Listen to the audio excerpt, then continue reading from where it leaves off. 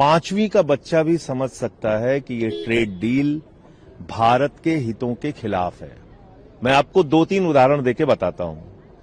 पहली बात तो ये कि आपने कहा कि भारत में आने वाले अमेरिकी सामानों पर अब कोई कर नहीं लगेगा, यानी कि टैक्स आपने जीरो कर दिया।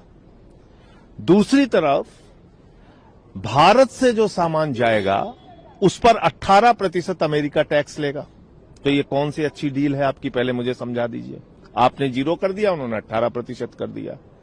अमेरिका कह रहा है कि आप रूस से तेल नहीं खरीदेंगे, और अगर आप रूस से तेल नहीं खरीदेंगे, जहां से कि हम आज की तारीख में लगभग 40% कच्चा तेल हम रूस से खरीदते हैं, और अगर आप रूस से तेल खरीदना बंद करेंगे तो करीब करीब 70 से 80 हजार करोड़ रुपए सालाना भारत को नुकसान होगा, यानी कि भारत की जनता से वो पैसा वसूला जाएगा। तो 80 हजार करोड़ रुपए का चूना देश के लोगों को आप क्यों लगा रहे हैं?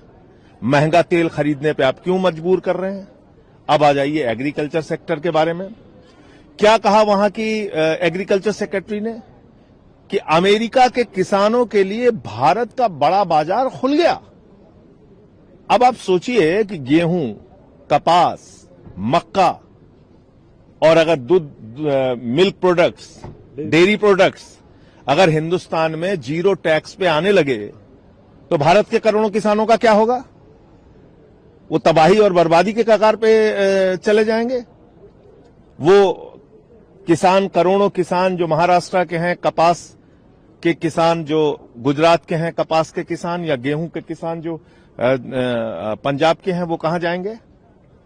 तो आपने जो अब तक की सरकारों ने जो काम नहीं किया था वो गुनाह आपने किया।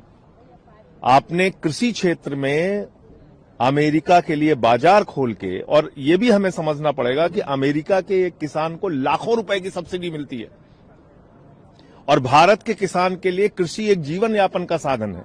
वो गेहूं बेच के अपने बच्चे की फीस जमा करता है। ये बुनियादी फर्क है। तो पांचवी का बच्चा भी समझ सकता है कि ये ट्रेड डील भारत के हितों के खिलाफ है, और अपने एक दोस्त अडानी को जो सम्मान मिला है प्रधानमंत्री जी ने, उसको बचाने के लिए ये ट्रेड डील किया है। एक और बात वो ये कह रहे हैं कि जो लोग उसका विरोध कर रहे थे, कांग्रेस पार्टी हो या उनके और सहयोगी दल हो, वो लोग चाहते नहीं है प्रोग्रेस हो, और वो एंटी नेशनल सोच के उनके साथ हैं, और इसी तरीके से इसलिए विरोध। भाई ये तो देश को धोखा दे रहे हैं, किसानों को धोखा दे रहे हैं।